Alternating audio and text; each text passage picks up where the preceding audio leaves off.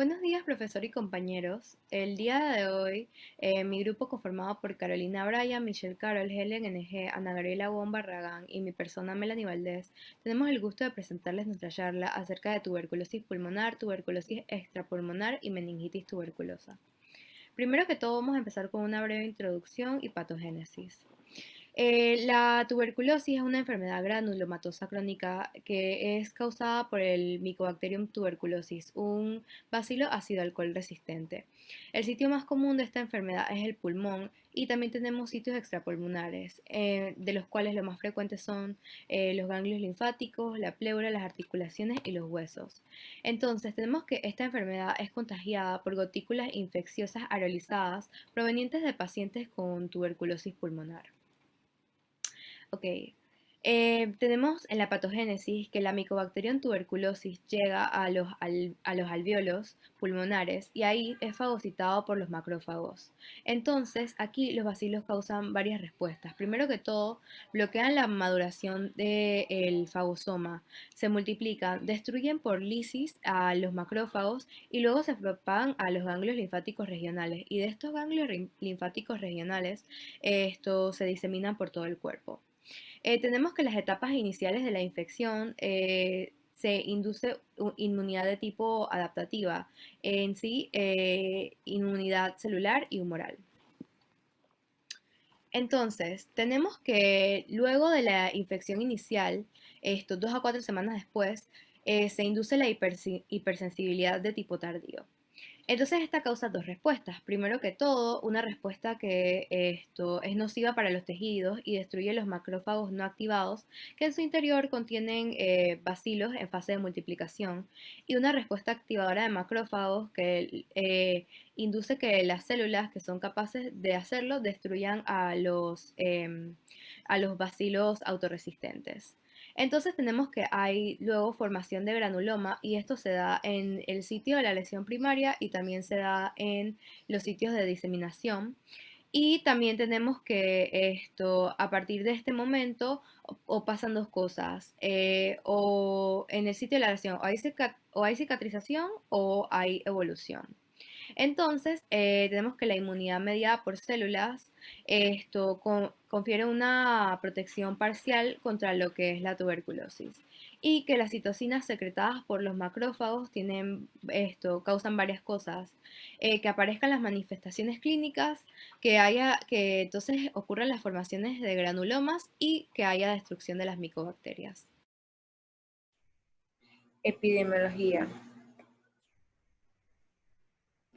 En el 2012 se notificó una cifra estimada de 8.6 millones de casos de tuberculosis, en las cuales 13% estaban infectados por VIH y de ese 13% el 80% venía de África.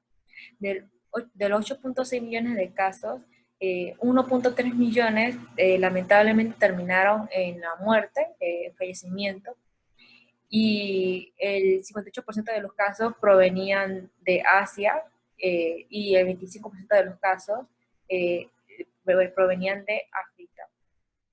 Se observaba con mayor frecuencia en hombres que en mujeres y con mayor prevalencia en los adultos jóvenes a diferencia de los restos del grupo de edades. En el 2018 se notificó 7.3 millones de casos de tuberculosis mundial, en las cuales predominaba la tuberculosis pulmonar y la tuberculosis extrapulmonar representaba aproximadamente el 15% de los casos. Se ha mostrado, se ha visto mundialmente que ha disminuido la incidencia de tuberculosis y se calcula que hace una reducción de aproximadamente 2% por año. En Panamá se ha visto un avance considerable a través de los años en la reducción de la incidencia y de la tasa de mortalidad también. Y eso lo podemos ver, por ejemplo, en el 2018, en la que el MINSA notificó un total de 1.777 casos y se vio una reducción de un 5.4% en comparación del año anterior, que el año anterior se notificó un total de 1.896 casos. según la cifra de 2018, Panamá tuvo una incidencia de tuberculosis de 41.9 por cada 100.000 habitantes y se veía con mayores casos en la comarca Gunayala, en la provincia de Boca del Toro y en la provincia de Panamá Este. Eh, la propagación de la tuberculosis se da mediante el ser humano infectado, mediante las gotas de las secreciones al momento de estornudar, de hablar o de toser. Y el grado de contagio va a depender de la distancia de la persona con un tuberculoso, del tiempo con el que pasas, el tiempo en el que comparte un espacio con un tuberculoso, o también depende si en las gotas tienen bacilos acidoresistentes, la cantidad que tenga. Eh, Aquí en la presentación vemos un cuadro de los factores de riesgo que podemos dividirlos como factores de riesgo en aquellos que de tener una infección reciente y factores de riesgo de que la infección progrese a una enfermedad. Y el riesgo no es homogéneo en los grupos afectados. Entonces, por ejemplo, en las personas que tienen un contacto con personas de tuberculosis pulmonar activa, ellos van a tener un riesgo de infección reciente y la prueba cutánea tuberculina van a tener un resultado mayor de 5 milímetros. Las personas que tienen lesiones fibróticas por una infección anterior a tuberculosis, que tienen tratamiento inmunodepresivo o que son receptores de órganos sólidos, ellos van a tener un riesgo de que la infección progrese a enfermedad y van a tener un aumento, el diámetro de la prueba cutánea tuberculina van a tener un diámetro mayor a 5 milímetros. Los pacientes con VIH, que tengan infección con VIH, ellos van a tener un riesgo de que la infección progrese a enfermedad y van a tener en la prueba cutánea de tuberculina un diámetro mayor a 5 milímetros. En las personas que migran a lugares endémicos, que vienen de lugares endémicos o que viajan a lugares endémicos, los niños ellos van a tener un riesgo de obtener tuberculosis de infección reciente y el diámetro de la prueba cutánea de tuberculina va a ser mayor de 10 milímetros.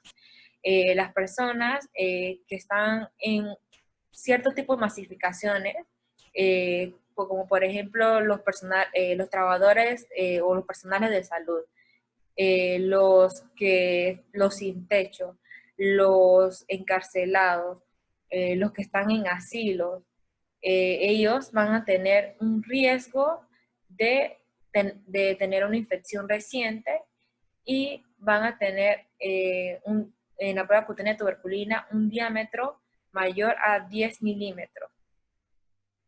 Y las personas que tengan delgadez, silicosis, diabetes mellitus, insuficiencia renal, hemodiálisis, gastetomía, carcinoma maligno, ellos van a tener un riesgo de que la infección progrese a enfermedad y el diámetro de la prueba cutánea de tuberculina va a ser mayor de 10 milímetros. Y si no presenta ningún factor de riesgo, ellos van a tener, la prueba cutánea de tuberculina va a tener un diámetro mayor de 15 milímetros. Otros grupos de otros factores de riesgo de padecer tuberculosis también se ha visto en la edad y es debido a que cuando por ejemplo, en los niños, debido a que no tienen la más depende de la inmunidad innata, van a tener riesgo de padecer tuberculosis. Y cuando ya eres un adulto mayor, cuando hay una deterioración del sistema inmune, también ellos van a tener factor de riesgo de padecer tuberculosis. Estos factores de riesgo de padecer tuberculosis. Y también se ha visto que el tabaquismo y la alcoholemia también influye en el padecimiento de la tuberculosis, pero no sé, pero es poco frecuente. La tuberculosis producida por microorganismos farmacoresistentes ha sido una amenaza emergente y lo podemos dividir en dos grupos. La tuberculosis resistente a múltiples fármacos y la tuberculosis extremadamente resistente a fármacos. Los tuberculosis resistentes a múltiples fármacos son aquellos microorganismos que son resistentes a rifampicina y a isoniazida. Y la tuberculosis extremadamente resistente a fármacos van a ser aquellos microorganismos que, aparte de tener resistencia a rifampicina y a isoniazida, tienen resistencia a las fluoroquinolonas y a los inyectables de segunda línea como kanamicina, amikacina y capreomicina, que son mucho más difíciles de tratar y mucho más costosos. Anualmente, de la tuberculosis resistente a múltiples fármacos, se estima una cifra de 450.000 nuevos casos y 170.000 muertes. Y el 5 al 10% de estos casos terminan convirtiendo o progresando a microorganismos extremadamente resistentes a fármacos. La mayoría de estos casos lo vemos más en la China, en India y en la Federación Rusia. Y como la mayoría de los casos de la tuberculosis resistente a múltiples fármacos no son tratados o no logran ser tratados, tienen un alto potencial de transmisión y de prevalencia. Manifestaciones clínicas. La tuberculosis se puede mostrar de forma pulmonar, extrapulmonar o ambas. La forma extrapulmonar se presenta del 10 al 40% de los pacientes, con mayor proporción en los pacientes que están infectados o contagiados por el VIH. La tuberculosis pulmonar. Tenemos a la tuberculosis primaria. La mayoría de los casos de tuberculosis primaria no se reconocen clínicamente, ya que los pacientes pueden estar asintomáticos o presentar síntomas muy leves. Por lo general se diagnostica con la prueba cutánea de tuberculina. Si el paciente llega a presentar signos y síntomas, estos serían fiebre, disnea, tos no productiva. En ocasiones pueden presentar eritema nudoso y dolor preurítico, y en ocasiones también pueden presentar crepitantes y sibilancias focales. En cuanto a la localización, suelen localizarse en los lóbulos medios e inferiores. Los estudios imagenológicos. Está la radiografía convencional. La placa simple de tórax suele mostrar pequeñas opacidades parcheadas en los campos mediopulmonares, con frecuencia con adenopatía iliar unilateral.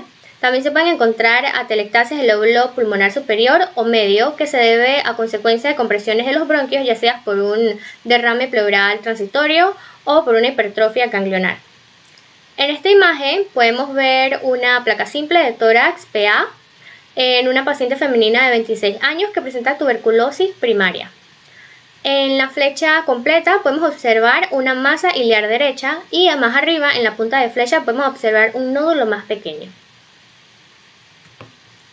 La tomografía computarizada también se utiliza en estos casos. Se utiliza la combinación de tomografía computarizada habitual y tomografía computarizada por emisión de positrones. Ahora, recordemos que la tomografía computarizada habitual solamente utiliza rayos X, pero la tomografía computarizada por emisión de positrones es una modalidad de la medicina nuclear, utiliza pequeñas cantidades de material radioactivo. Esta tiene como función evaluar el metabolismo, evaluar los órganos y los tejidos del paciente. Entonces, estas dos modalidades en conjunto, estas dos exploraciones, permiten tener un diagnóstico más preciso y poder ver cuáles son las anormalidades en el metabolismo. Y se utilizan mejor en conjunto que por separado, ya que el diagnóstico va a ser más preciso si se utilizan en conjunto. Como datito para saber es que recientes estudios con tomografía computarizada por emisión de positrones y con tomografía habitual muestran que la mayoría de los contactos en el domicilio con pacientes con pacientes con tuberculosis que han tenido la prueba de tuberculina cutánea positiva pueden presentar adenopatía mediastínica, la cual remite con el tratamiento de isoniazida. También debemos saber que los pacientes infectados con el VIH con infección de tuberculosa latentes observados con esta modalidad pueden presentar una captación parenquimatosa. En la mayoría de las personas, salvo en las inmunodeprimidas, las manifestaciones de la tuberculosis primarias pueden remitir sin tratamiento, gracias a la respuesta de la inmunidad adaptativa. Durante el posterior periodo de latencia clínica pueden encontrarse pruebas de la infección primaria como son el complejo de Kohn, el complejo de Ranke y el foco de Simon. El complejo de Kohn es una cicatriz radiológica visible que puede ser densa y presentar focos de calcificación. El complejo de Ranke es la combinación de los ganglios iliares calcificados y focos de Kohn, es decir, es un complejo de Kohn dentro de un ganglio, entonces eso es un complejo de Ranke. Los focos de Simon son las pequeñas cicatrices que son causadas por lesiones detenidas en los vértices pulmonares o en los ápices del pulmón. En personas inmunodeprimidas y en niños, la enfermedad suele avanzar rápidamente y puede llegar al grado de enfermedad clínicamente importante, en donde se presentarían cavidades, derrames pleurales y diseminación hematógena. La tuberculosis primaria progresiva. La falta de desarrollo de inmunidad adaptativa es más común en niños pequeños, ancianos o inmunodeprimidos. En este contexto se puede desarrollar una tuberculosis primaria progresiva. Ahora recordemos que la inmunidad adaptativa es la que empieza en acción ya después de que ha fallado la inmunidad innata. Esta inmunidad adaptativa es la que es más específica, es la que tiene memoria. Entonces, la tuberculosis primaria progresiva es como una tuberculosis primaria en donde el paciente, su sistema inmune no ha sido lo suficientemente capaz para contener la infección, por lo cual la infección progresa. Clínicamente no es posible distinguir la tuberculosis primaria progresiva y la tuberculosis de reactivación. La tuberculosis de reactivación.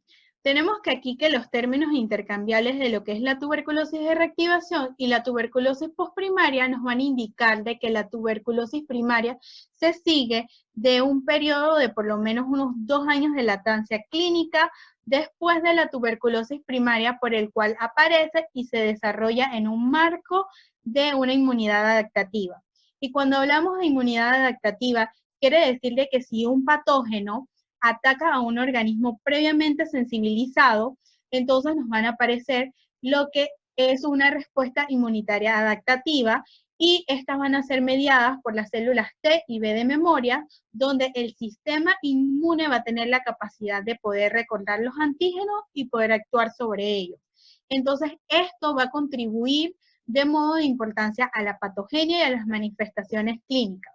Entonces, como hallazgos clínicos de esta tuberculosis, tenemos de que el paciente va a presentar un comienzo insidioso de una tos productiva, también va a presentar un esputo purulento con trazas de sangre.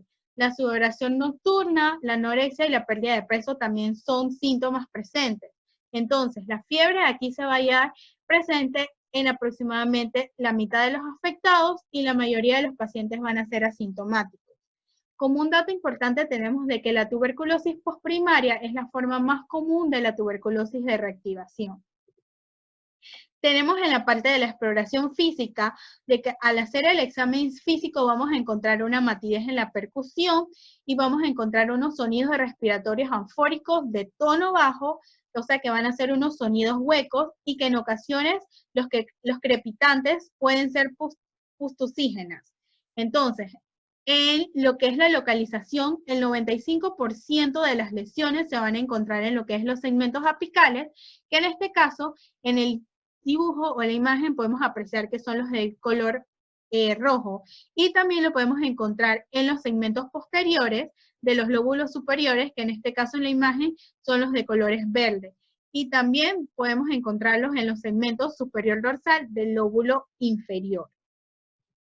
Entonces, en los hallazgos radiológicos tenemos de que a veces la afectación de la laringe y del oído medio también pueden hacerse presentes, y aquí las cavidades iniciales van a tener una pared delgada, pero posteriormente van a ir evolucionando a cavidades de pared gruesa crónica. Entonces, el 10% de las cavidades van a presentar un nivel hidroaéreo, como lo podemos ver en la primera radiografía. Y también el paciente va a poder presentar un pioneumotórax y también va a haber una ruptura en las cavidades y va a poder entrar el aire en ellas. Entonces, también se recomienda de que si el paciente tiene una afección mínima, se le realice una radiografía lordótica apical o una tomografía para una mejor visualización. En las personas inmunosuprimidas, las opacidades pueden localizarse en lo que son los campos pulmonares, medios, inferiores, o manifestarse en forma de una neumonitis lobular, como podemos ver en la segunda radiografía. Entonces, en la tuberculosis por reinfección, más que nada tenemos que la tuberculosis por reinfección es clínicamente indiferenciable de otras formas y es porque tiene un importante mecanismo patógenos en entornos de elevada transmisión. ¿Qué quiere decir esto? De que algunas evidencias avalan de que el diagnóstico por una tuberculosis de reinfección afecta habitualmente a los pacientes que están en una tuberculosis de latencia previa o son sometidos a tratamiento de una tuberculosis postprimaria. Entonces también puede haber un cambio en el perfil de la sensibilidad a los medicamentos o un cambio confirmado en la huella genética.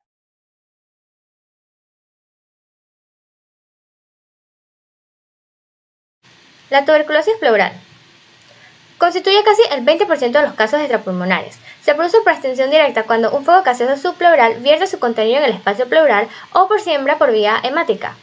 Puede haber tuberculosis pulmonar concurrente, que esto quiere decir que puede haber la tuberculosis pulmonar y tuberculosis extrapulmonar al mismo tiempo.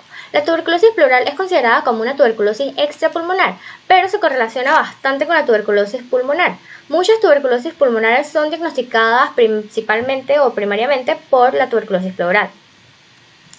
A la exploración física vamos a encontrar una matidez a la percusión. Por encima de esa matidez vamos a encontrar egofonía y tenemos que recordar que la egofonía es el aumento de la resonancia en donde se le pide al paciente que diga la letra I sostenidamente, pero vamos a escuchar la letra E. Esto también se llama como la voz de cabra. Y también vamos a encontrar una disminución de los sonidos pulmonares. Una complicación un poco común es el empiema, que se da por la ruptura de una cavidad con innumerables bacilos y su paso al espacio pleural.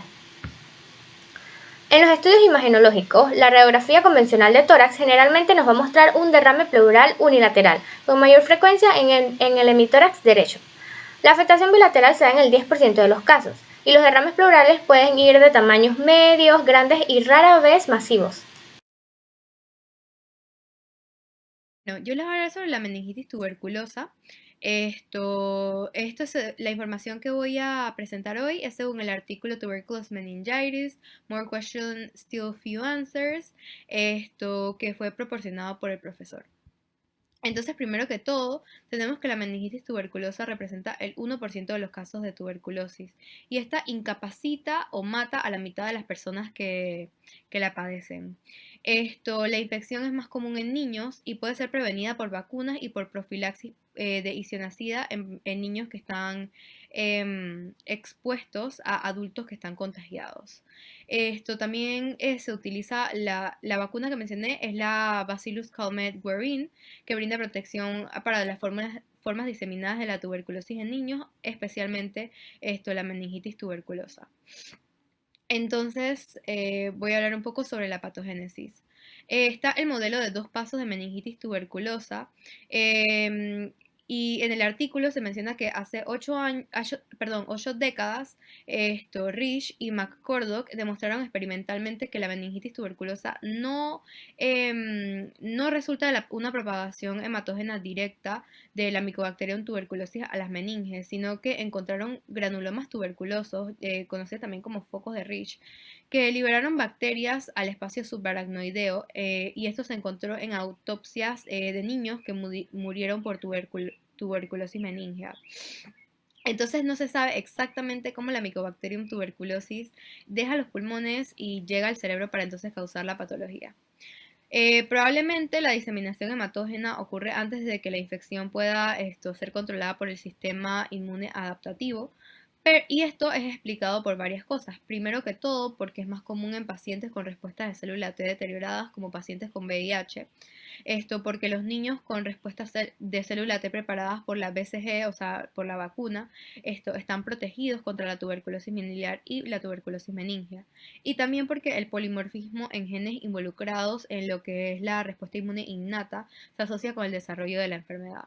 Algunos estudios también sugieren que algunas cepas de Mycobacterium tuberculosis son más propensas a causar meningitis tuberculosa que otras. Entonces, porque todavía hay retrasos en lo que es el reconocimiento clínico y el diagnóstico. Primero que todo, hay que mencionar que la enfermedad, el pico de esta enfermedad es en niños de 2 a 4 años, y que lo más importante de esta enfermedad es el diagnóstico temprano, y esto es muy difícil, y el diagnóstico y el tratamiento temprano es el factor más importante en la progresión de la enfermedad. Entonces, las características clínicas de la meningitis tuberculosa están bien descritas. La presentación clínica de esta enfermedad es una meningitis subaguda, pero la dificultad recae en que usualmente el cuello rígido está ausente en la etapa temprana de la enfermedad en cualquier edad. Entonces debe ser reconocida por síntomas no específicos de mala salud general, y no por síntomas típicos de una meningitis.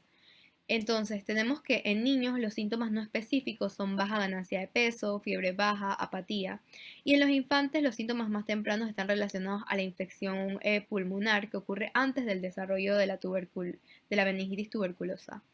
En adultos, primero viene malestar y anorexia, y luego empeoramiento del dolor de cabeza y los vómitos.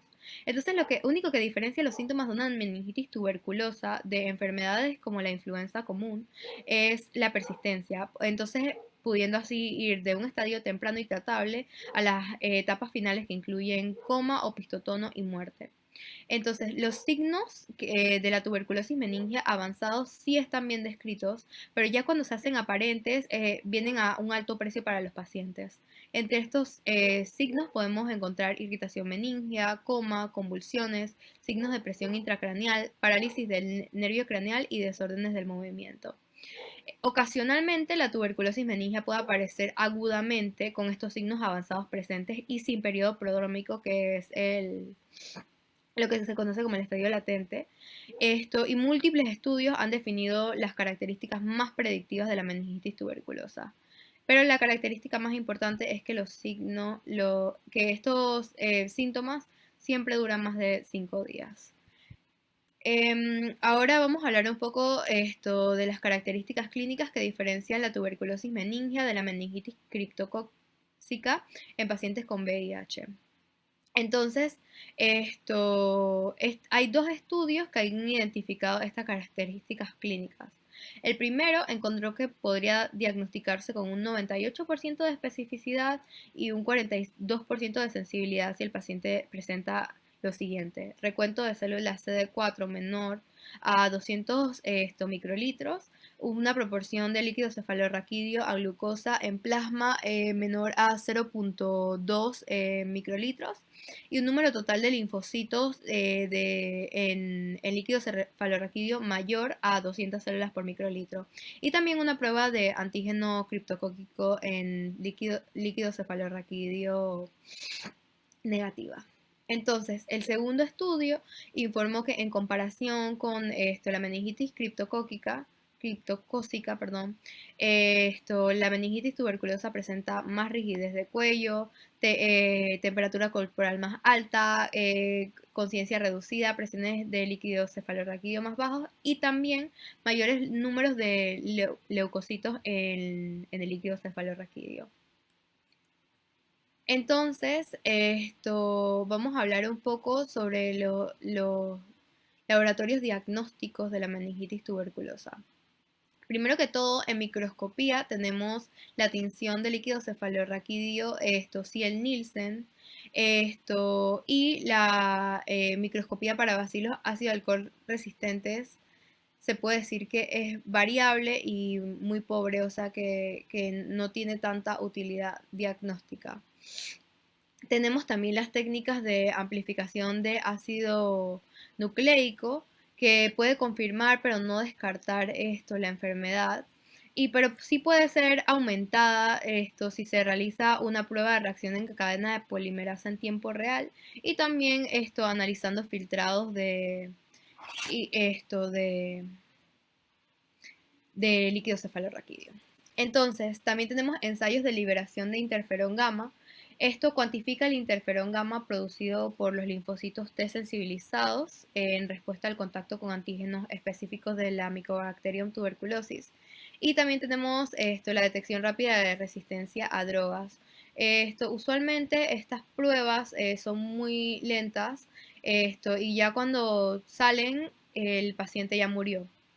Entonces, lo más recomendable es usar técnicas de amplificación de ácido nucleico de líquido cefalorraquídeo y la detección de mutaciones genéticas que confieren resistencia a los medicamentos. Pero estas pruebas son de baja sensibilidad. En neuroimagen se utiliza la tomografía computarizada. La tomografía computarizada enseña exudados hiperdensos basales en escaneos de precontraste y la mejora meningia basal. También se pueden ver los infartos, hidrocefalia y tuberculomas en la tomografía computarizada con contraste, y el 30% de las imágenes que se realizan, ya sea en niños o en adultos, estos son normales. En la imagen por resonancia magnética tenemos que la resonancia magnética con imágenes ponderadas, por difusión, mejora la detección de infartos tempranos y también de encefalitis de la zona fronteriza. Y la resonancia magnética con gadolinio permite la visualización de los tubérculos leptomeningios que están presentes en aproximadamente 90 de los casos en niños y 70 de los casos en adultos con la enfermedad. Tenemos que el tratamiento se basa más que nada en isoniazida y rifampicina. Y también y en esta tabla que vemos aquí tenemos la primera tabla que está a la mano izquierda. Tenemos los tratamientos de primera línea, los regímenes, para niños y adultos. En la tabla que está en el lado derecho tenemos la penetración de líquido cefalorraquídeo de estos tratamientos de primera línea y también de segunda línea de estas drogas antituberculosas.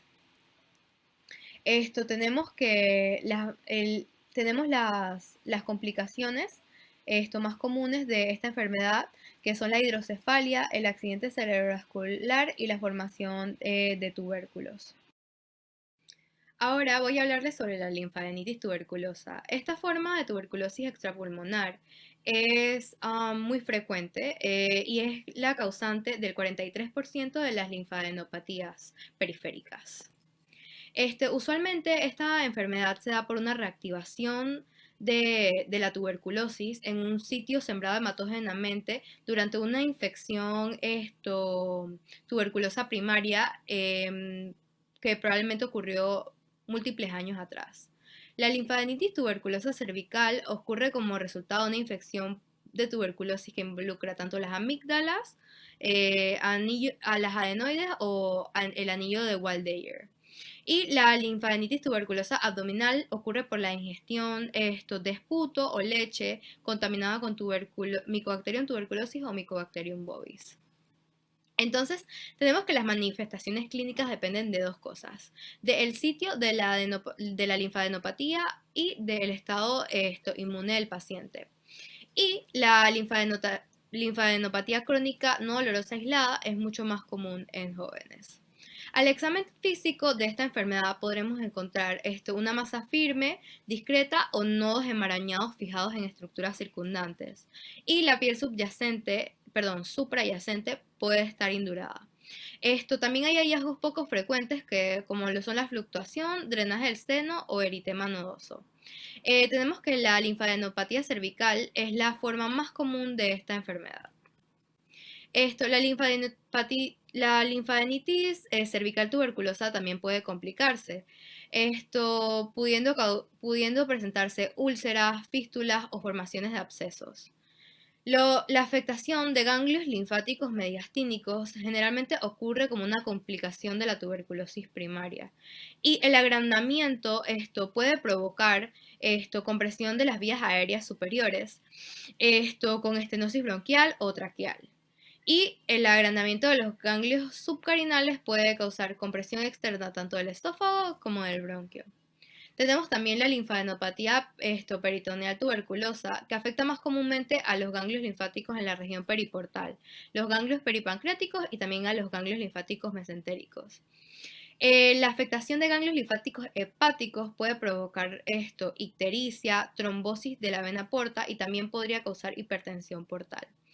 Y también tenemos que la compresión extrínseca de las arterias renales, debido a una linfadenopatía tuberculosa, puede provocar hipertensión renovascular.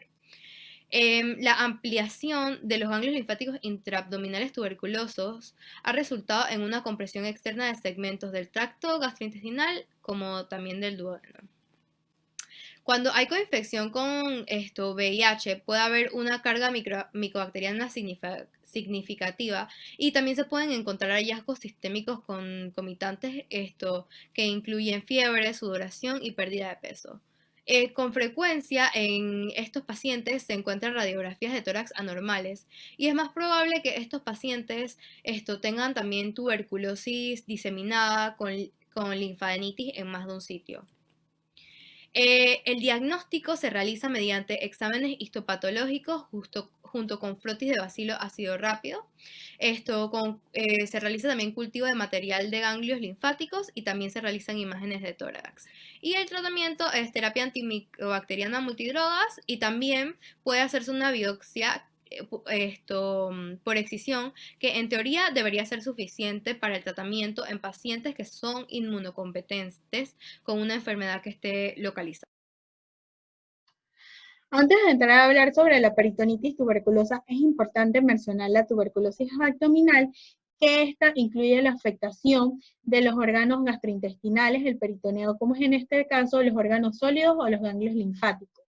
La misma comprende alrededor del 5% de todos los casos de tuberculosis a nivel mundial y un factor de riesgo para poder desarrollar la tuberculosis abdominal es la cirrosis, la infección por VIH, la diabetes mellitus, un tumor maligno adyacente, también puede ser por la adquisición de tratamientos con el factor de necrosis tumoral, entre otras cosas.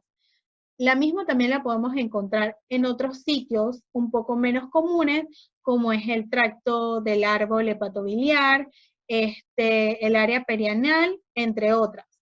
Pero lo más común que se encuentre la misma es en el área del intestino, en el área del peritoneo y en el área del hígado. Entonces, otras formas de adquirir la tuberculosis abdominal es por la reactivación de una tuberculosis latente o también por la ingestión de la Mycobacteria tuberculosa, ya sea porque la persona bebió una leche no pasteurizada o porque consumió una carne poco cocida. Como parte de las manifestaciones clínicas, podemos ver de que las manifestaciones clínicas en la tuberculosis del peritoneo incluye la citis, el dolor abdominal y la fiebre, y por lo general estos síntomas pueden haber persistido durante semanas o durante meses antes de haber establecido un diagnóstico. En el ¿sabías qué? Podemos ver de que más del 90% de los pacientes con una peritonitis tuberculosa tienen ascitis en la presentación, y el otro 10% de los pacientes tienden a presentar una forma más seca. Esto quiere decir de que tienen un abdomen pastoso que es adquirido por la gerencia de la característica. Entonces, como parte de las imágenes radiológicas tenemos de que los pacientes tenemos una sospecha de que puedan estar padeciendo de una tuberculosis abdominal, tienen que ser sometidos a la radiografía, pero por lo general se le prefiere hacer una tomografía computarizada si es factible, ya que esta permite evaluar la afectación de otras partes del órgano, como lo que es el hígado, la presencia de ascitis, la afectación peritoneal o una linfadenopatía. Entonces, también se pueden presentar complicaciones como es una obstrucción de alto grado, la perforación, el absceso y el sangrado. Y obviamente esto se puede dar por cirugías. Entonces, en la tuberculosis gastrointestinal vamos a tener como signos y síntomas los cólicos intestinales, la distensión abdominal, la diarrea, las náuseas, el vómito, el estreñimiento y el sangrado. Estos últimos, por ejemplo, el estreñimiento lo podemos encontrar en el 50% de los pacientes, mientras que el sangrado inferior de entre un 5 y un 15%. Como parte de las manifestaciones clínicas adyacentes, podemos ver de que se va a incluir la famosa citis, el agrandamiento de los ganglios linfáticos, los síntomas del tubo ovárico y las manifestaciones clínicas por parte de una inflamación crónica nos van a incluir lo que es la fiebre, la fatiga, la pérdida de peso y una sudoración nocturna. En la parte de la localización, las múltiples áreas del intestino pueden verse afectadas, pero en la región iliocecal es el síntoma más común de afectación y esto se debe porque la Mycobacteria tuberculosa tiene una afección por esta área, ya que ella abunda el tejido linfoide mucoso. Entonces, ¿qué es lo que pasa?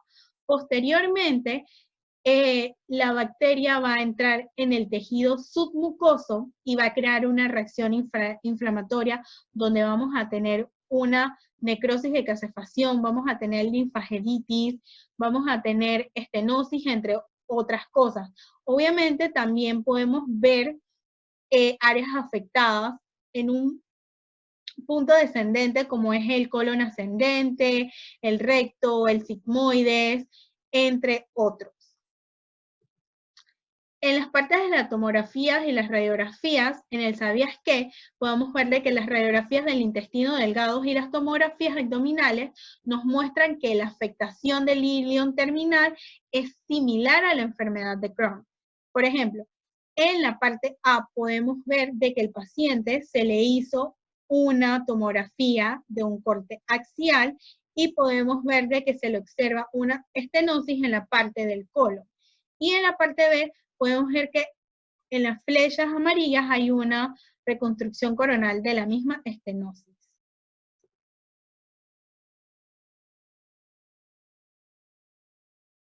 Vamos a ver ahora la tuberculosis miliar. Esta enfermedad tiene varios mecanismos. Puede resultar de una infección primaria progresiva que se da luego de un foco de infección primaria en el pulmón. Y entonces el bacilo puede diseminar a ganglios linfáticos y hematógenamente y teniendo predilección por ciertos órganos como lo son el hígado, el vaso, la médula ósea y el cerebro. También puede darse por reactivación de un foco latente con subsecuente esparcimiento linfohematógeno. Puede resultar de esto con subsecuente erosión a ganglios linfáticos adyacentes o vasos sanguíneos y así también diseminándose a varios órganos. Esto usualmente se da varios años después. También puede ser una infección iatrogénica, pero esto es raro.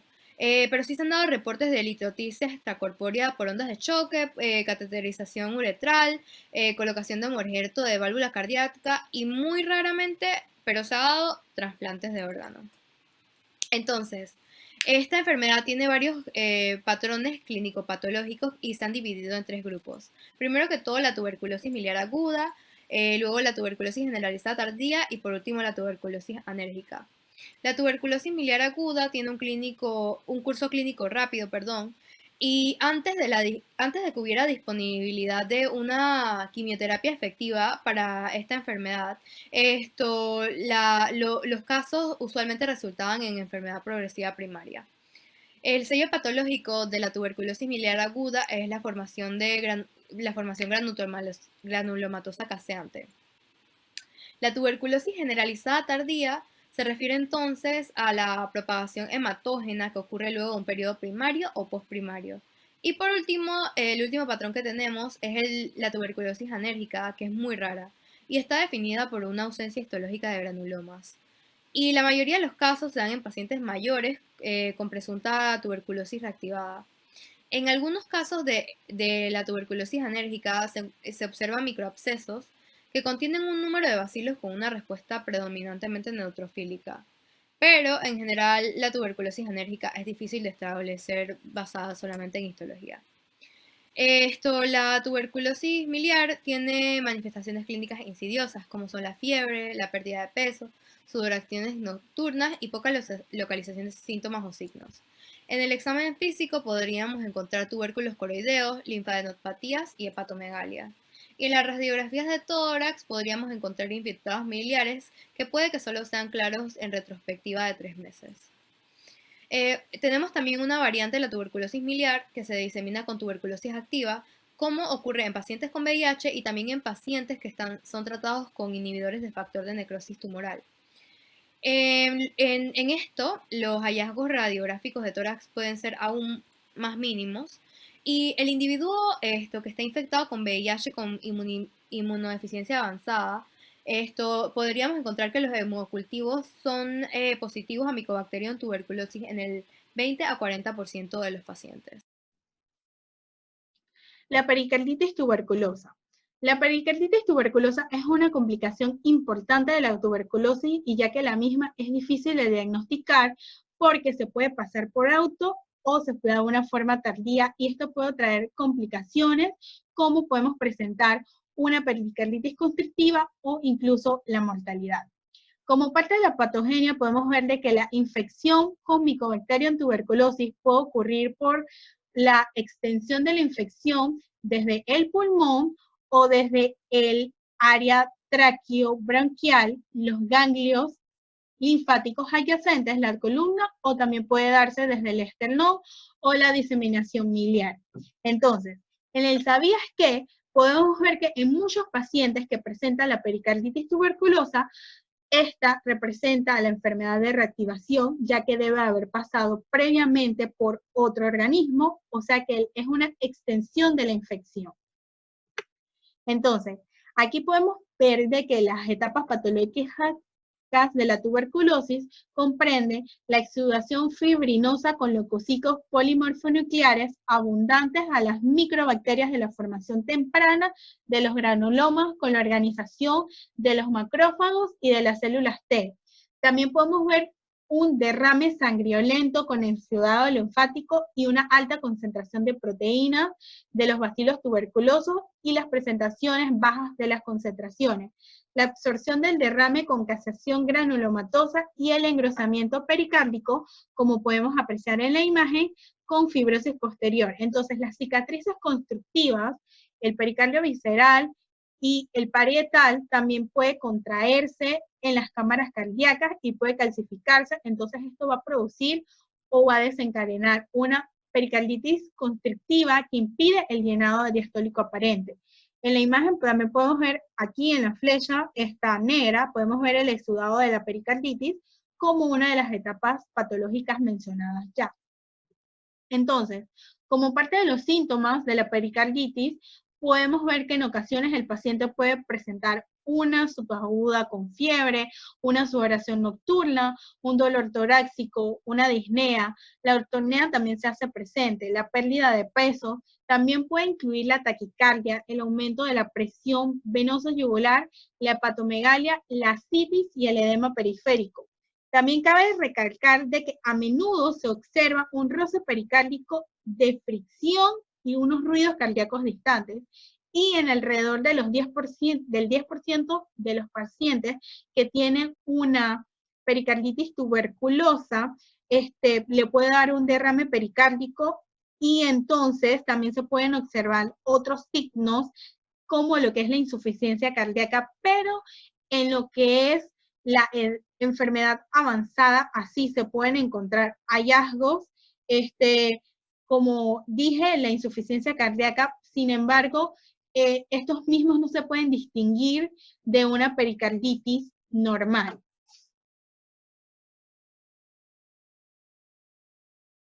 La tuberculosis renal.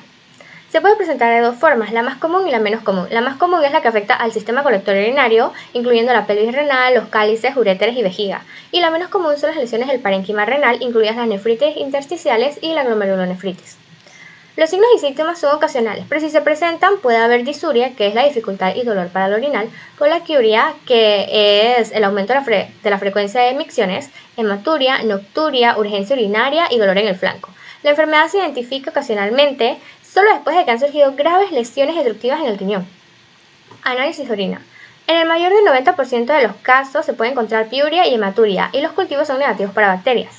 La identificación de microbacterias en cultivo en 3 muestras de orinas tomadas por la mañana confiere certidumbre diagnóstica en 90% de los casos. Estudios imagenológicos. En la tomografía computarizada podemos ver cicatrización cortical renal, también podemos ver lesiones de tipo masa o cavitarias, en ocasiones también podemos observar necrosis papilar con dilatación calicial y ureteral y uréter arrosariado por las estenosis ureterales. Busqué el significado de arrosariado y quería decir como algo que se parece al rosario, es decir, como una parte, porque sabemos que el rosario tiene la bolita y luego una parte estrecha que es el hilo y luego la otra bolita. Entonces este término nos quiere indicar una estructura que primero tiene una parte ancha, luego una parte más estrecha o angosta y luego otra vez una parte más ancha. En las radiografías, si vemos una afectación concomitante, es decir, una afectación del tracto urinario superior o inferior, esto nos puede dar indicio de que podría ser una tuberculosis. Como datito, se observan estenosis en todo el sistema colector, desde la pelvis renal hasta la unión uretrovesical, en 60 a 84% de los casos. Aquí podemos ver un pielograma intravenoso en la tuberculosis del tracto urinario.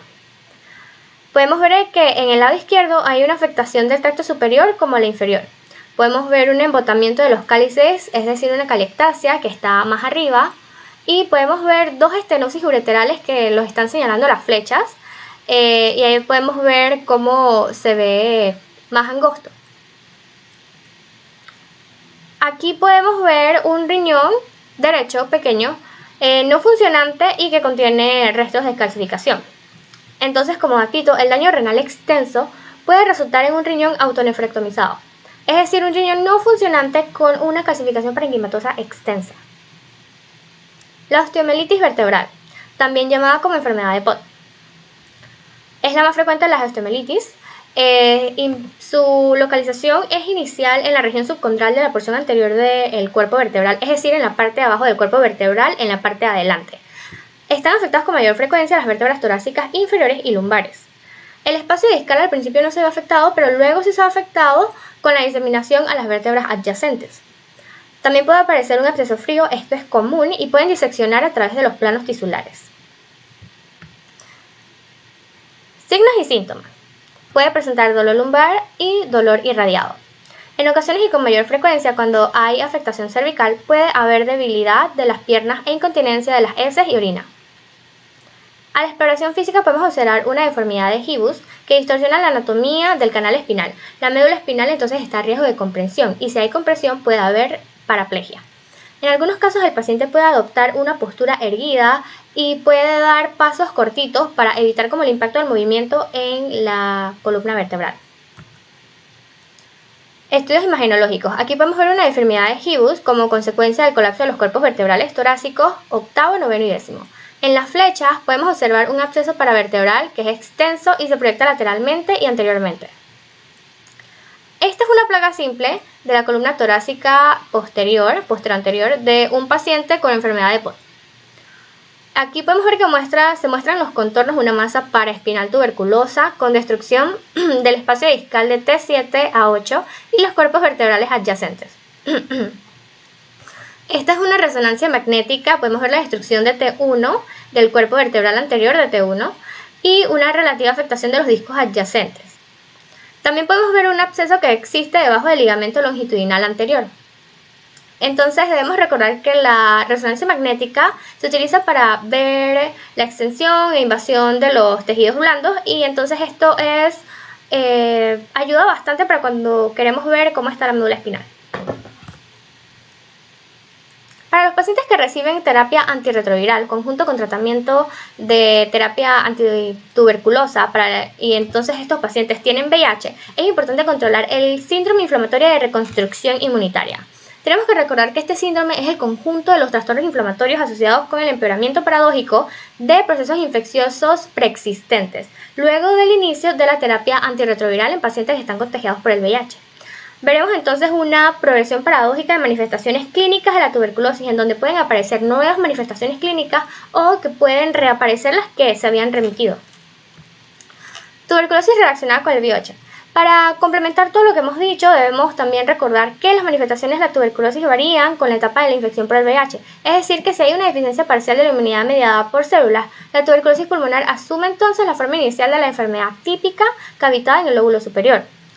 La enfermedad extrapulmonar aparece a menudo. Muchos pacientes del VIH es muy común ver que estos pacientes tengan una enfermedad extrapulmonar. No olvidemos que, como dije anteriormente, el síndrome inflamatorio de reconstitución inmunitaria, que puede surgir de 1 a los 3 meses después de que se inició el tratamiento antirretroviral, puede exacerbar los signos y los síntomas de esa enfermedad preexistente y esa infección persistente, en este caso la tuberculosis. Diagnóstico. Infección por Mycobacterium tuberculosis latente. No existe una prueba definitiva que establezca el diagnóstico de infección de tuberculosis latente. El diagnóstico se basa más que nada en ver si el cuerpo hace una respuesta inmune hacia los antígenos de la tuberculosis y también mediante el descarte de la tuberculosis activa. Las siguientes pruebas disponibles que tenemos para eso, mencionando la prueba cutánea de tuberculina, también conocida como PCT por sus iniciales, y el ensayo de liberación del interferón gamma, conocido como IGRA por sus siglas. La decisión de cuál prueba a hacer, en el caso de que además tengan, pues se puede hacer una de las dos pruebas, dependerá más que nada del costo y de la disponibilidad del lugar donde se hace la prueba. La prueba cutánea de tuberculina funciona mediante una inyección por vía intradérmica de un derivado proteico purificado de tuberculina, también conocido como PPD, que se obtiene de filtrados de cultivo de tuberculosis esterilizados. Como ventajas, es más barato en comparación con la IGRA y no requiere asistencia técnica. Su desventaja es que tiene una sensibilidad menor en presencia de tuberculosis activa, también tiene una sensibilidad menor, o sea que puede dar un falso negativo en pacientes inmunodeprimidos, o sea que pacientes con infección con VIH, por ejemplo, le puede dar un falso negativo, y tiene una falta de especificidad principalmente en cuando, o sea que puede dar un falso positivo, principalmente cuando hay una inyección previa con el bacilo del Mycobacterium bovis, también conocido como BCG. La IGRA mide la liberación del interferón gamma por parte de los linfocitos T, que puede ser estimulada con una mezcla de antígenos de la tuberculosis. Esto tiene como ventaja de que es más específica, o sea que no puede dar falso positivo por BCG como la prueba cutánea de tuberculina. También requiere de una única visita del paciente. La desventaja es que es bastante costoso, requiere asistencia técnica, y también hay controversias con respecto a la sensibilidad en los pacientes inmunodeprimidos, los pacientes infectados con VIH principalmente, y aquellos contactos de pacientes infectados con tuberculosis pulmonar activo. Hay ciertas poblaciones, tanto el grupo de personas como el personal que deben tomar pruebas anuales, principalmente si vienen de países endémicos. En este caso vendría siendo los asilos, los centros penitenciarios, los vagabundos, el personal de salud. Ellos idealmente deben tomar pruebas anuales si viven en países endémicos.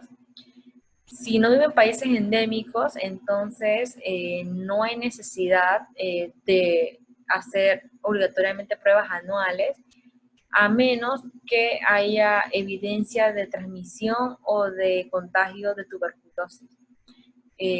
Los pacientes sospechosos de nueva infección de tuberculosis por contacto cercano o casual con un infectado, con un tuberculoso, deben ser evaluados porque ellos tienen alto riesgo de desarrollar tuberculosis activa en los primeros 2 años post-infección.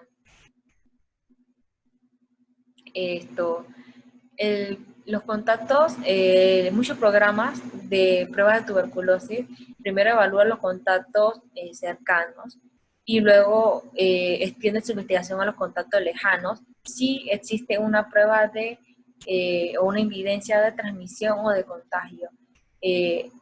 Por esas pruebas, evidencia sería, por ejemplo, si el tuberculoso tiene en la microscopía del esputo, tiene VAR positivo. Si alguno de los contactos casuales tuvieron la PCT o la IgRA positiva, o también si tienen tuberculosis pulmonar activa. Si no tienen ninguna evidencia de transmisión o de contagio, no se suelen hacer las pruebas a menos que sea inmunosuprimido. Si la PCT sale negativa inicialmente en los pacientes que tienen contacto cercano con tuberculosos, idealmente se debe realizar otra prueba dentro de 8 a 10 semanas después. Y en el caso de los contactos casuales, muchos programas de tuberculosis hacen la prueba 8 o 10 semanas después de la última exposición. Los infectados con VIH, la PCT inicialmente también puede salir negativa antes del tratamiento antirretroviral y luego se torna positiva al administrar el tratamiento. Entonces, por eso, si ese es el caso, si sale PCT negativo inicial, se recomienda repetir de nuevo la PCT cuando el recuento haya alcanzado el recuento CD4 haya alcanzado a mayor de 200 células por microlitro. Las pruebas no deben repetirse si los pacientes salen positivos. Tanto la PCT como la IgRA se deben realizar en las personas infectadas con VIH y en las personas que tengan riesgo de que la infección progrese a enfermedad o si tienen mal pronóstico. Si cualquiera de las pruebas es positiva, la persona es candidata para un tratamiento de infección de tuberculosis latente. Tuberculosis activa. En los países con una gran carga de tuberculosis, el diagnóstico se basa con frecuencia en los síntomas que se encuentran en el paciente y también en la microscopía del esputo en busca de VAR, o sea, con VAR positivo. Pero también tenemos los cultivos, si se pueden disponer de ellos. La única desventaja es que tardan demasiado, pueden tardar de semanas a meses, y cuando hay infección por tuberculosis, realmente se requiere que el tratamiento sea lo más pronto posible. En el caso de que no encontremos bacterias, ya sea porque los cultivos son negativos o porque en la microscopía del esputo no vimos ningún solo VAR, entonces el diagnóstico final también se puede basar en la respuesta al tratamiento, o si no, se debe buscar un diagnóstico alterno. Ok, en la actualidad, para los cultivos de tuberculosis usamos los cultivos sólidos y los cultivos líquidos. Los cultivos sólidos más común que usamos es el Lowenstein-Jensen, y el cultivo líquido más común que utilizamos es el sistema BATEC, el sistema BATEC MGIT 960, y básicamente es un cultivo líquido con un sistema en la que detecta el crecimiento de bacterias mediante la extinción de oxígeno. Cuando se extingue el oxígeno, ya nos damos cuenta que hay replicación o que hay crecimiento de la bacteria. De ahí vienen las iniciales del MGIT, que viene siendo Mycobacteria Growth Indicator 2. Al compararlo con los medios sólidos, los medios líquidos son más sensibles y crecen más rápido. Ellas crecen de 1 a 3 semanas, mientras que los sólidos crecen de 3 a 8 semanas. Una vez que disponemos del aislado, debemos realizar pruebas de sensibilidad antibiótica para poder guiar el tratamiento, que eso significa 2 o 4 semanas adicionales. Pero hay una prueba que se denomina la prueba del ensayo de sonda lineal, que permite de sacar la sensibilidad de isoniazida y rifampicina en términos de días. El ensayo de sonda molecular de sonda lineal ha sido aprobado en Europa y recomendada por la Organización Mundial de la Salud. Y el ensayo se basa en la búsqueda de, mediante sondas de mutaciones de las células dianas, de la isoniazida y de la rifampicina. Y para realizar la prueba se requiere que el técnico tenga conocimiento de métodos moleculares. Las pruebas de amplificación de ácidos nucleicos, también conocidas como PAAN por sus siglas, están aprobadas y comercializadas para el diagnóstico de la tuberculosis. Su sensibilidad es mayor que las tinciones para VAR y su especificidad es excelente. Sin embargo, tiene un coste elevado que no permite, la aplicación rutinaria de estas pruebas.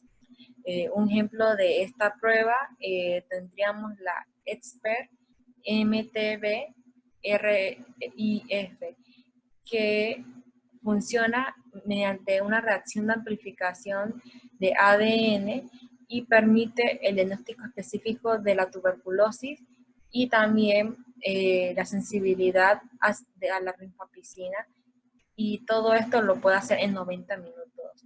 Este método es capaz de establecer el diagnóstico del 90% de pacientes con tuberculosis pulmonar, en el 98% de los individuos que tengan una baciloscopía de esputo positiva a VAR y en el 73% de los individuos que tengan una baciloscopía de esputo negativa a VAR, compitiendo así con la sensibilidad del cultivo sólido. No requiere que el técnico tenga experiencia molecular y no está sujeta a contaminación por amplicones, porque ya que es un sistema cerrado.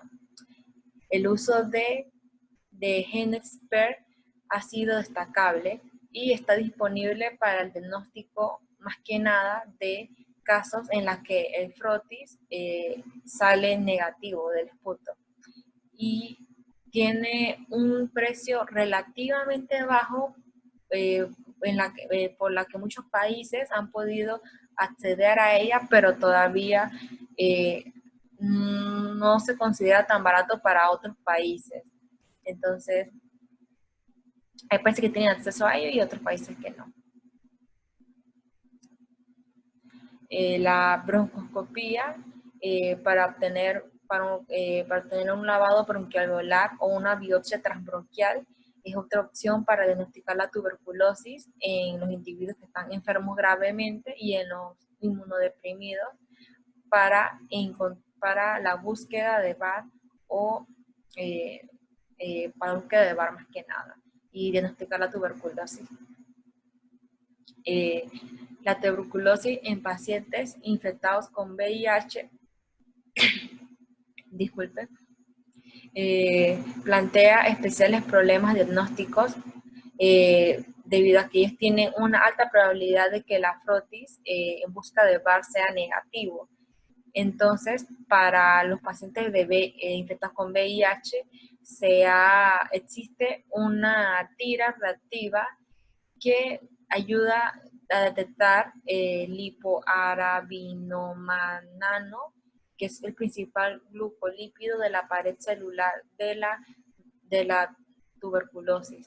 Tiene una sensibilidad del 60% cuando los linfocitos CD4 tienen un recuento inferior a 100 células por microlitro. La tuberculosis pulmonar. La microscopía del esputo es lo más común que se hace para diagnosticar la tuberculosis pulmonar. Una extensión para que sea leída como positiva se requiere la presencia de 1000 a 10.000 bacilos por mililitro.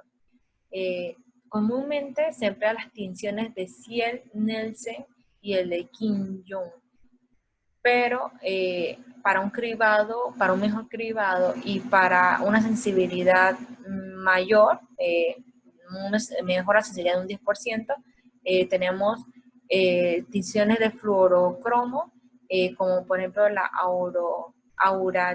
auramina, rodamina. Para establecer el diagnóstico se debe examinar 3 muestras y deben estar positivas y recomendablemente deben ser recogidas por la mañana. Tuberculosis extrapulmonar. Debe efectuarse tinciones para VAR de cualquier líquido normalmente estéril en la que tengamos sospechas de que pueda padecer tuberculosis. Rendimiento de las extensiones a partir del líquido pleural, del pericárdico, del ascítico y del cefalorraquídeo es bajo en estos pacientes, pero puede ser mayor en los que tienen infección con VIH y más que nada si la inmunodeficiencia está avanzada. Puede realizarse un diagnóstico rápido de alguna forma de tuberculosis extrapulmonar mediante biopsia del tejido pleural, del pericárdico, del peritoneal, del sinovial, del ilion terminal, para buscar la presencia de granulomas, sobre todo si son necrosantes, porque esta confirma virtualmente el diagnóstico y la granuloma necrosante es algo muy común que vemos en tuberculosis y en las enfermedades fúngicas. También se puede observar VAR de las muestras de líquido o de tejido o también podemos cultivarlas. También para detectar tuberculosis extrapulmonar podemos utilizar la prueba de amplificación del ácido nucleico.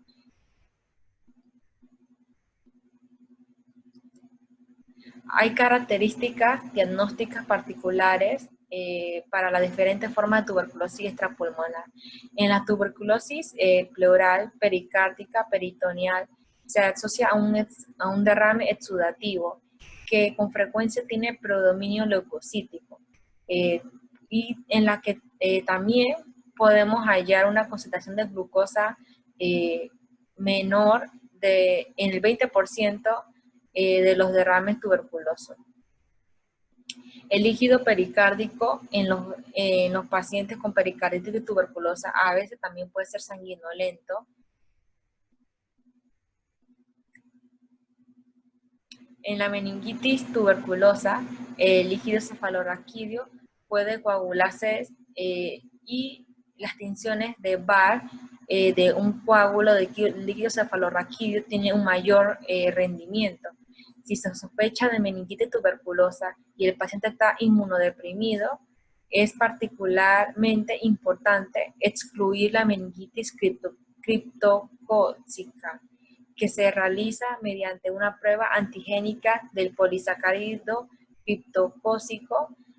Así también se puede mediante la preparación de una tinta china en el sedimento del líquido cefalorraquídeo.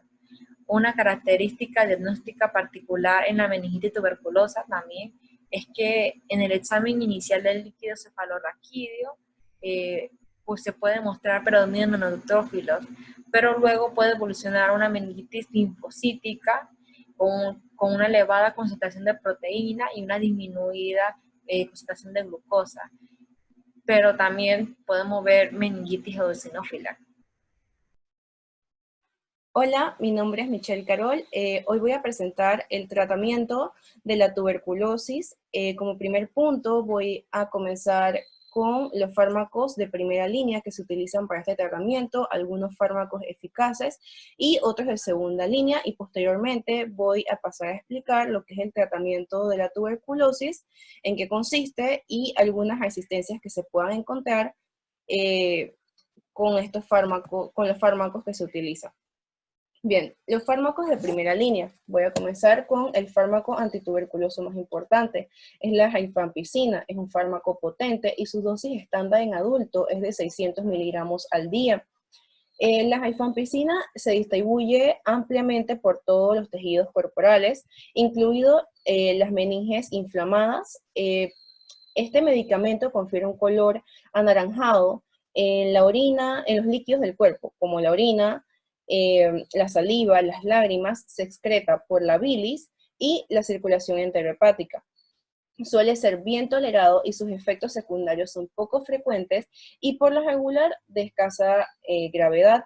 Como un aspecto importante, la rifampicina es un inductor potente del sistema del citocromo P450 y disminuye la semivida de otros fármacos. También tenemos la isoniazida, que es un fármaco de utilidad decisiva contra la tuberculosis activa y latente. La dosis usual en el adulto es de unos 300 kilogramos al día o 900 miligramos 2 veces por semana. La isoniazida se distribuye ampliamente en todo el cuerpo, incluidos los tejidos infectados, como el líquido cefalorraquídeo y granulomas gaseosos. Los principales efectos tóxicos de la isoniazida son hepatotóxicos y neuropatías periféricas. La hepatitis por uso de isoniazida es idiosincrásica y se agrava con la edad y el consumo de bebidas alcohólicas. La neuropatía periférica es consecuencia de la interferencia en el metabolismo de piridoxina, por lo cual se debe administrar la piridoxina entre una cantidad de 25 a 50 miligramos al día a personas con otros factores de riesgo de complicaciones como diabetes, abuso de bebidas alcohólicas y desnutrición.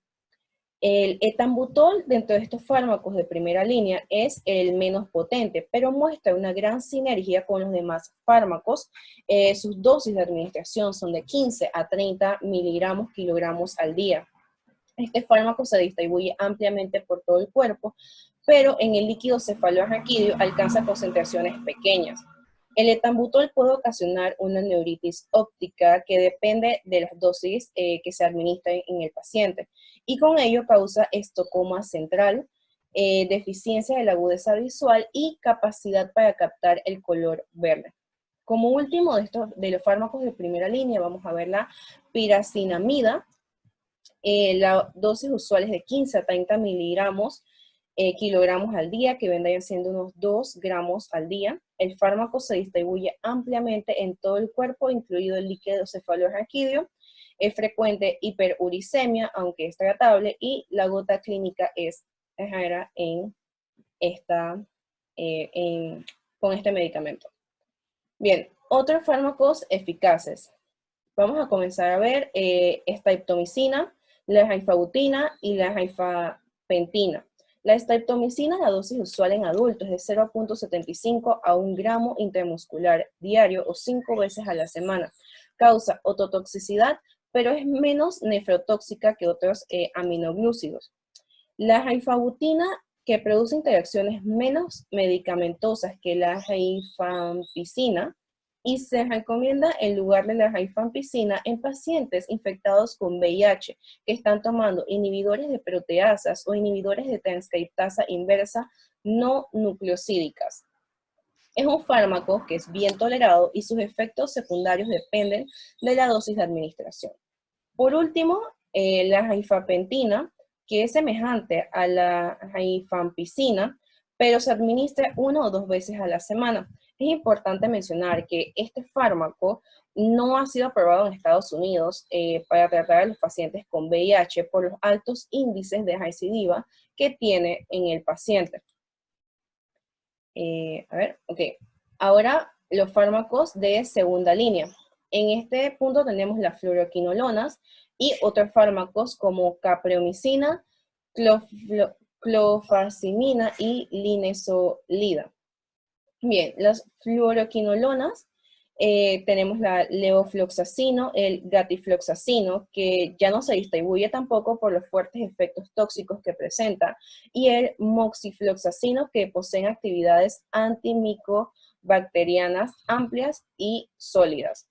Dentro de los otros fármacos tenemos la capreomicina, clofazimina y la linezolida, que se utilizan en contadas ocasiones, pero a veces son necesarios en las enfermedades causadas por Mycobacterium tuberculosis, pero que son cepas resistentes a todos los demás fármacos. Entonces se comienza a utilizar estos en ese caso. Por eso lo vamos a ver más adelante. Aquí en la parte izquierda vamos a ver un cuadro que va a resumir básicamente lo que hemos dicho. Aquí están los medicamentos, los fármacos, las vías de administración, las dosis que se recomiendan para cada fármaco y los efectos adversos más frecuentes que se pueden ver en estos fármacos. Bien, el tratamiento farmacológico de la tuberculosis. Todo tratamiento debería asociar al menos 4 fármacos no utilizados previamente. Para el tratamiento de la tuberculosis se necesitan 2 fármacos que sean esenciales, con capacidad bactericida, una capacidad para matar los bacilos en la aplicación activa, y la capacidad esterilizante, que es la capacidad para matar a los bacilos en las fases latentes, y 2 medicamentos acompañantes, que su función principal, más que una función de eliminar bacilos, vendría siendo la de proteger a los fármacos esenciales. Se debería mantener todo el tiempo que dure el tratamiento. Bueno, los fármacos acompañantes se pueden suspender una vez se reduzca la población de bacilos en el paciente. Ellos se pueden suspender.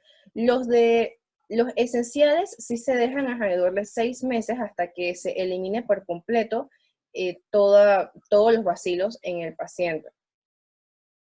Es importante detectar que si un fármaco esencial no se puede usar por resistencia o toxicidad, debe ser reemplazado por otro con una acción similar, bactericida o esencial.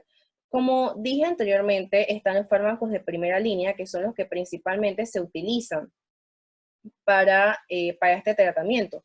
La rifampicina, isoniazida, etambutol y la piracinamida son los 4 principales fármacos que se utilizan para el tratamiento. Si bien los esenciales es la rifampicina y la isoniazida, si uno de estos no se podría utilizar, ya sea porque se crea una resistencia o una intolerancia, se tienen que buscar dentro de los fármacos eficaces o los de segunda línea una solución para reemplazar este medicamento. La pauta de 6 meses, aunque bien tolerada y altamente eficaz, sigue siendo de larga duración y por lo tanto exige de una supervisión estricta en muchas situaciones, ya que muchos de estos pacientes no solamente presentan una tuberculosis, también pueden presentar tuberculosis extrapulmonar, pueden estar infectados con VIH, se puede presentar en embarazadas, en periodos de lactante, entre otras enfermedades, y esto exige una supervisión médica de los medicamentos, ya que muchos de ellos ya pueden estar tomando otro tipo de medicamentos, en el caso de los del VIH, antirretrovirales. Bien, el objetivo del tratamiento de la tuberculosis es el de poder acortar lo máximo posible sin perder la eficacia. O sea, lo normal es que este tratamiento sea de 6 meses. En los fármacos esenciales, que serían los 2 primeros, los que tienen el efecto bactericida y esterilizante. Los fármacos acompañantes se pueden retirar a los 2 meses o hasta que salga negativo la baciloscopía que se realiza.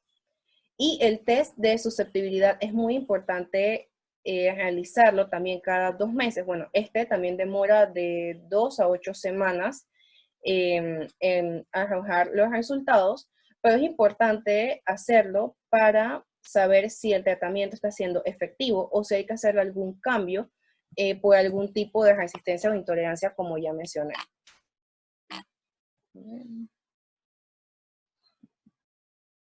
Bien, el tratamiento de la tuberculosis con resistencia a los fármacos. La tuberculosis con resistencia a fármacos, especialmente aquella en la que existe resistencia a la rifampicina, se ha convertido en el principal reto. Bueno, como dije anteriormente, la rifampicina es el antituberculoso más importante y potente que se utiliza para el tratamiento. Si este no se puede utilizar por algún tipo de resistencia o intolerancia, representa un problema, ya que aquellos pacientes que presentan estos casos son más difíciles de curar y requieren tratamientos más prolongados que se pueden ir hasta unos 18 meses y tienen un peor pronóstico para ellos. Al igual que en el resto de las tuberculosis, se deben asociar al menos 4 fármacos nuevos. Como expliqué en la diapositiva anterior, los fármacos igual, si un esencial es intolerado o es resistente, se debe buscar otro medicamento que sea igual de eficaz que ese y que sea efectivo en este paciente. O sea, el paciente no se puede quedar sin la terapia, sin estos 4 medicamentos. El tratamiento debe prolongarse durante mínimo 21 a 24 meses. Bueno, al igual que en el resto de la tuberculosis, se debe asociar a los 4 fármacos. El tratamiento se debe prolongar un mínimo de 21 a 24 meses y esto hace necesario una supervisión estricta del mismo y un conocimiento de profundidad de aquellos efectos adversos que presentan estos medicamentos en los enfermos.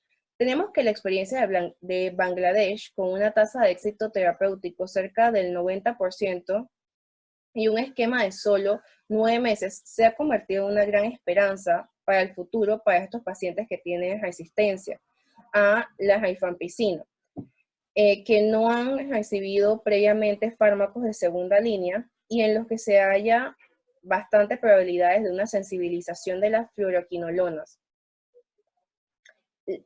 También tenemos en los casos extremos, donde ya no se puedan utilizar los fármacos anteriores. Por último, el último recurso sería la utilización de linezolid, que puede considerarse un fármaco esencial con capacidad bactericida y esterilizante, que es más eficaz que las fluoroquinolonas, solo que él tiene 2 inconvenientes: el precio y que su perfil de toxicidad es alto cuando se administra más de 8 semanas y puede presentar alteraciones hematológicas y polineuropatías. Y bedaquilina, que es el único fármaco aprobado por la Administración Federal de Drogas en 50 años para el tratamiento de la tuberculosis. Es un fármaco antiguo que ha vuelto a ser útil con el problema de que ahora la tuberculosis, o sea, los pacientes son resistentes a aquellos tratamientos que se utilizaban actualmente y que eran útiles. Entonces, la bedaquilina, que es un fármaco que se puede considerar como un fármaco esencial con una buena actividad bactericida y esterilizante, y es el último recurso que se utilizaría junto con el linezolid para este tratamiento.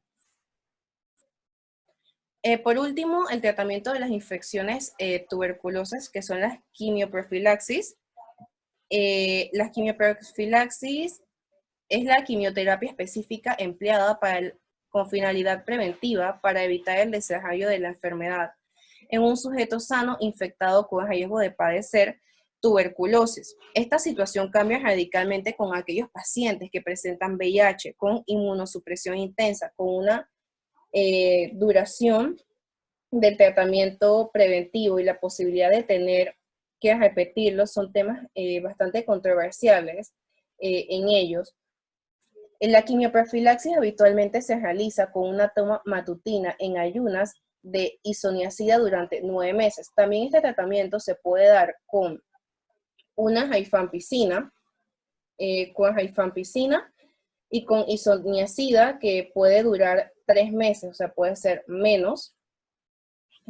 Solo hay 4 colectivos en los que las indicaciones de quimioprofilaxis es universal.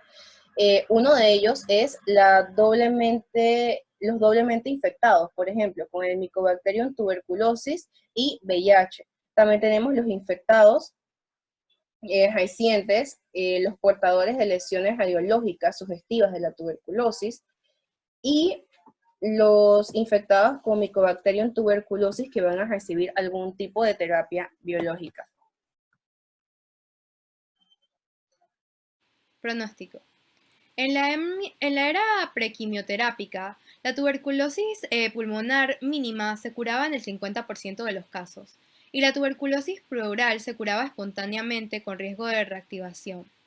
El tratamiento de la tuberculosis depende de la extensión de la enfermedad, de las localizaciones extrapulmonares, de si hay sensibilidad del aislado hacia los medicamentos, o sea, los antituberculosos, si hay infección por VIH, que el paciente esté inmunocomprometido, o también las comorbilidades que tenga el paciente.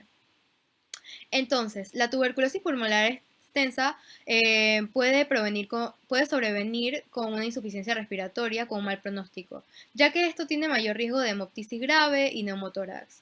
La tuberculosis miliar tiene una elevada tasa de letalidad y esto se debe más que nada al retraso del diagnóstico.